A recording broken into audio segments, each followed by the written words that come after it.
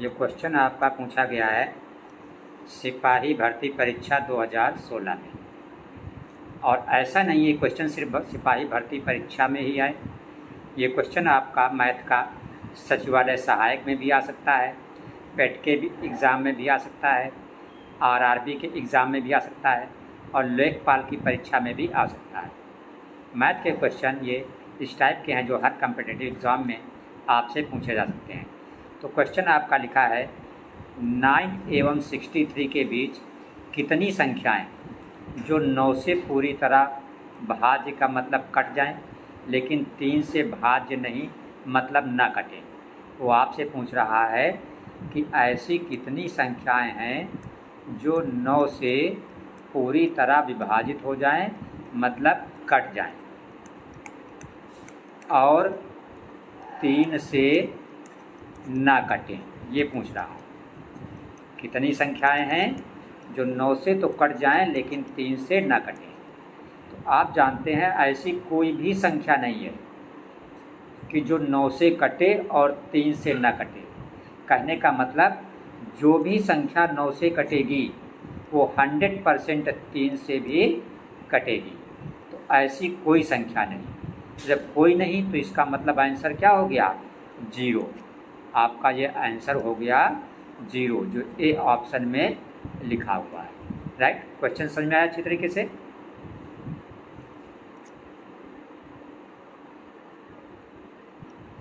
देखिए ये आपका सेकंड क्वेश्चन लिखा हुआ है कि 1-2 अंकों की संख्या के अंकों का योग 8 है। यदि संख्या से 36 घटा दें तो इससे अंक एक दूसरे से स्थान बदल लेते हैं, तो संख्या क्या है? तो इस सवाल को अगर हम हल करेंगे तो सवाल बड़ा हो जाएगा। तो इसको हम क्या करेंगे, इसी ऑप्शन से ही चेक कर लेंगे। जैसे पहले ऑप्शन में क्या लिखा है आपका 26, तो 26 में ये जो है ये कौन सा अंक आपका है? इकाई का अंक। और जो 2 है ये कौन सा अंक है आपका? दहाई का अंक। तो इसमें कह रहा है अंकों का योग कितना है? 8। तो 6 और 2 जोड़ोगे तो 8 ही होगा।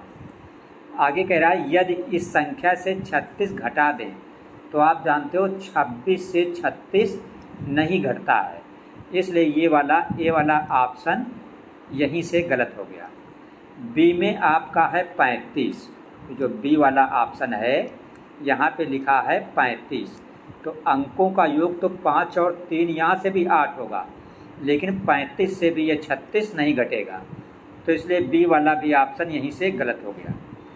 अब सी में है 53, तो 53 में 5 और 3 8, अंकों का योग तो 8 हो रहा है, लेकिन अगर आप 53 से 36 घटाएंगे तो बचेगा कितना?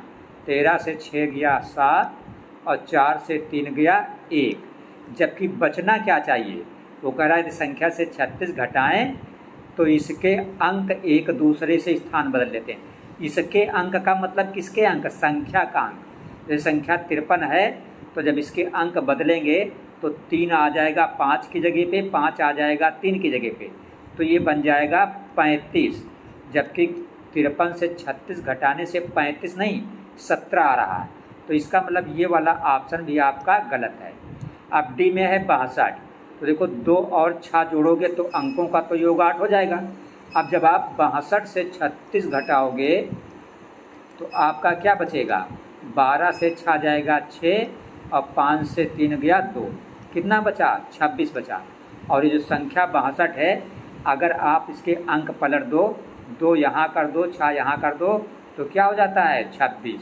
इसका मतलब 36 घटाने से 26 बचा और संख्या को पलटने से भी 26 आ रहा। तो इसका मतलब ये डी वाला ऑप्शन जो है इसका सही है। ठीक है, देखिए क्वेश्चन नंबर 3 आपका है, लिखा है किसी संख्या को 52 से भाग देने पर शेष कितना बचता है? 44। यदि उस संख्या को 13 से भाग दिया जाए तो कितना शेष बचेगा? तो पहले आप सिर्फ इतना देखिए, संख्या को 52 से भाग दिया जा रहा है तो शेष बच रहा 44। मान लीजिए आपकी संख्या कितनी है? x, अब इसको भाग किससे दिया जा रहा है? 52 से। तो यहाँ पे कुछ भागफल आएगा। भागफल तो सवाल में नहीं दिया है, तो मान लिया भागफल आ रहा हमारा k। अब यहाँ पे नीचे जो शेष बच रहा है, कितना बच रहा है? 44। तो यहाँ है हमारा 44। तो इस संख्या जो x हो जाएगी, ये हमारी होगी x बराबर इसका 52 का k में गुणा हो जाएगा 52k और प्लस 44। ये हमारी क्या बन गई? संख्या बन गई। x का मतलब क्या है? संख्या। संख्या हमारी कितनी हो गई? 52k plus 44। कैसे? जैसे मान लो आप 3 से 7 को भाग करें तो 3 दूना 6 और 7 से 6 गया 1। तो ये संख्या क्या है? 7। तो 7 किसके बराबर है? 3 को 2 से गुणा कर दो, 3 दूना 6 और 1 जोड़ दो, 6 1 7। देखिए बन गई संख्या। तो इसीलिए ये है आपका भाजक, ये है भागफल और ये है शेष। तो जब आपने भाजक को 3 को भागफल से गुणा किया और शेष जोड़ दिया तो संख्या 7 बन गई। तो उसी तरह यहाँ पे 52 को k से गुणा कर दिया, 52 के, और शेष जोड़ दिया प्लस 44, तो बराबर क्या बन गई? संख्या x। इसीलिए हमने लिखा है कि जो संख्या x होगी कितनी होगी? 52k plus 44। ठीक है। आगे कह रहा है यदि इस संख्या को 13 से भाग किया जाए। किस संख्या को? इसको जो आई 52k प्लस 44।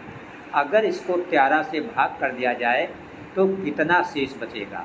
ये आपसे पूछ रहा है। तो जब आप 13 से भाग करेंगे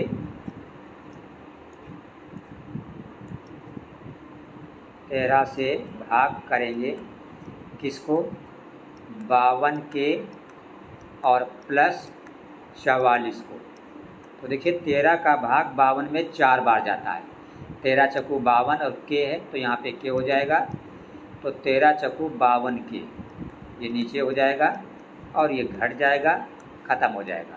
अब क्या उतारा जाएगा? 44। तो 13 का भाग 44 में 3 बार जाएगा, क्योंकि 13 चक्कू 52 ज़्यादा हो जाएगा। तो प्लस 13 तें 39। और जब घटाओगे तो 14 से 5 गया, 9 गया 5, तो कितना बचा? 5। इसका मतलब जब संख्या को 52k प्लस 44 को आप 13 से भाग करेंगे तो शेष क्या आएगा? 5। तो यहाँ पे 2 है, ये गलत है, 3 ये भी गलत है, 4 ये गलत है।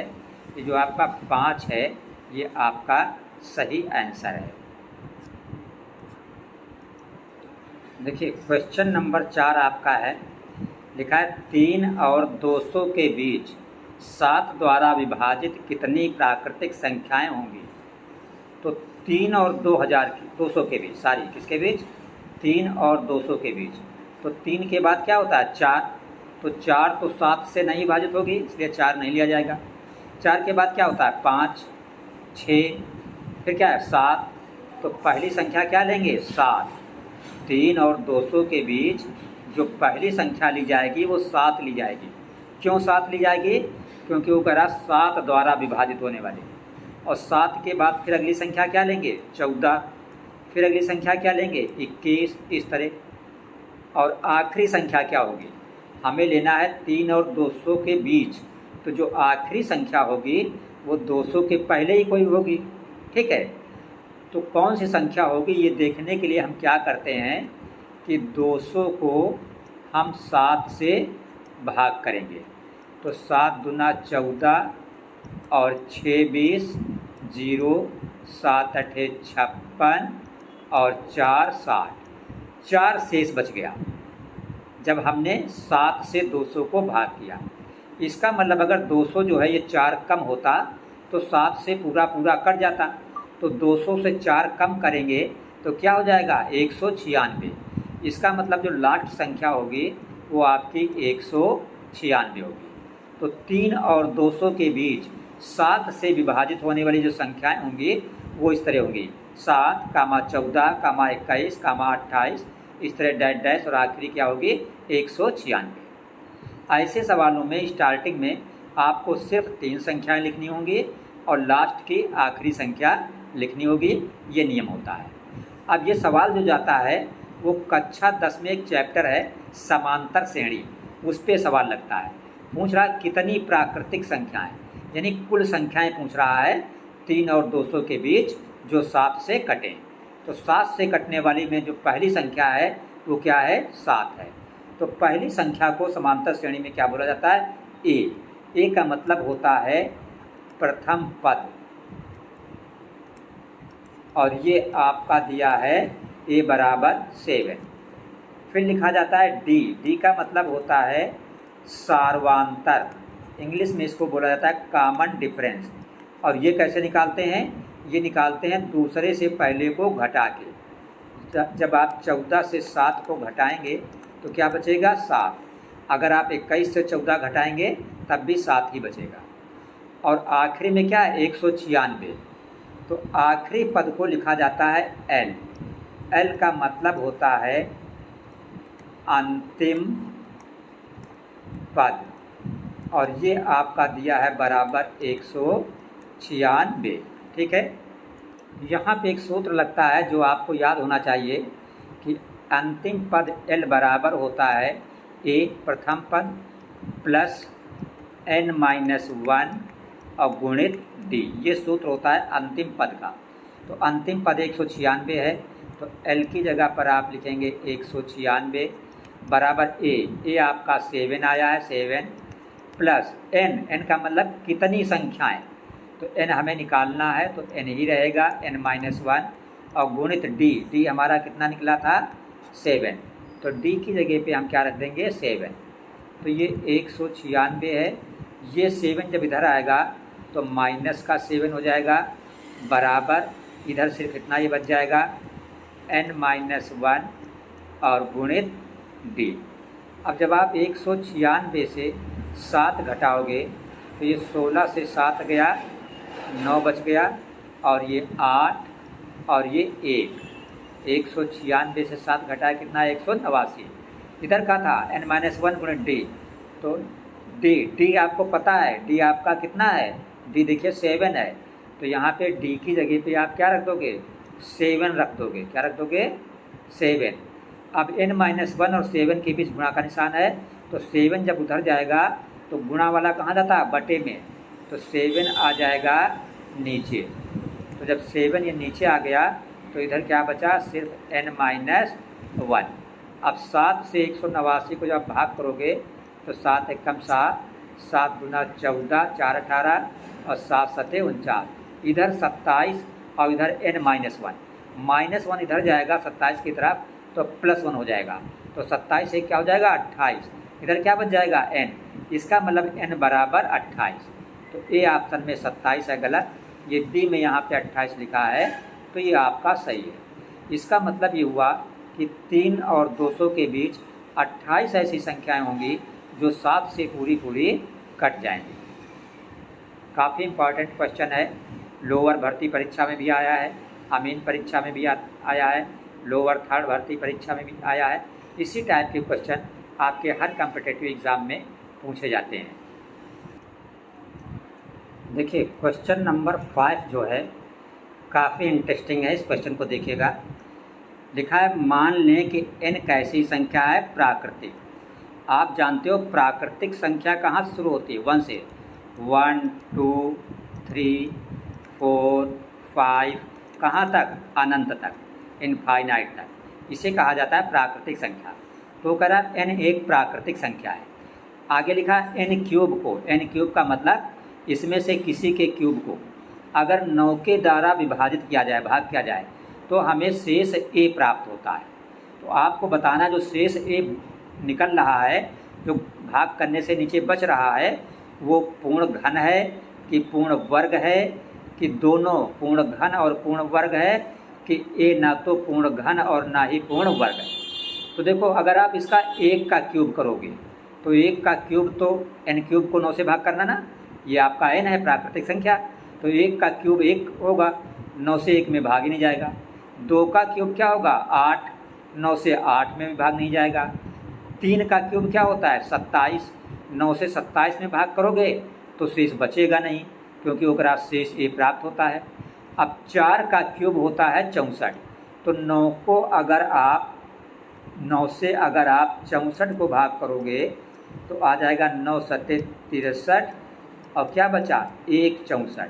ये एक क्या है, एक का मतलब शेष, और शेष को आपके सवाल में बोल रहा है ए, शेष ए, तो एक को हम क्या बोल सकते हैं, ए बोल सकते हैं। अब एक क्या है, अगर एक का वर्ग करोगे तब भी यही एक ही रहेगा, अगर एक का घन करोगे तब भी यही एक ही रहेगा। इसका मतलब जो शेष बच रहा है वो क्या है, एक धन का शेष ए का पूर्ण वर्ग भी है और पूर्ण घन भी है। तो ये वाला ऑप्शन आपका इसमें सही होगा, जो लिखा है कि ए दोनों एक पूर्ण घन भी है और एक पूर्ण वर्ग भी है। तो आई होप आपके क्वेश्चन अच्छी तरीके से समझ में आए होंगे। और कोई भी एग्ज़ाम हो कंपटीशन संबंधित, ऐसा नहीं है कि जैसे लिखा है लोअर एग्ज़ाम 2017 2019 तो सिर्फ ये क्वेश्चन लोअर एग्ज़ाम में ही पूछा जाएगा। यही क्वेश्चन आपका पुलिस में भी आ सकता है, इंस्पेक्टर में भी आ सकता है, आपका एसएससी में भी आ सकता है, आपका अटेंडेंट में भी आ सकता है, आपका लेखपाल में भी आ सकता है, आपका आरआरबी में भी आ सकता है। तो मैथ जो आप तैयार करते हैं वो हर कम्पिटिटिव एग्ज़ाम के लिए आपके लिए बिल्कुल फिट बैठती है। आप कमेंट करें अगर कोई चीज़ समझ में ना आई हो, और इसी तरह हम most repeated most important question आपके लिए करेंगे। इसलिए हमारा नया चैनल जो है यस कंपटीशन, इसको आप सब्सक्राइब करें, अपने फ्रेंड्स को शेयर करें, और अगर कोई कमी हो तो कमेंट करके हमें बताएं ताकि हम और बेहतर आपके लिए कर सकें।